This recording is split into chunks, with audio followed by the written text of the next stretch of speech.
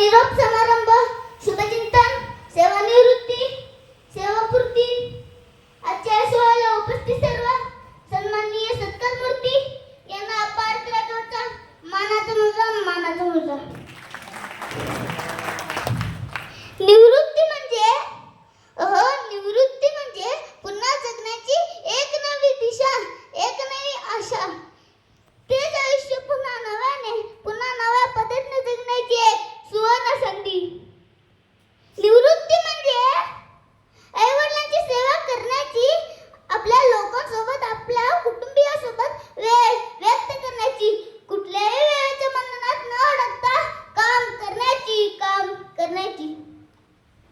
निवृत्ती म्हणजे नसेल आता मर्यादा कुठल्याही सुट्ट्याची.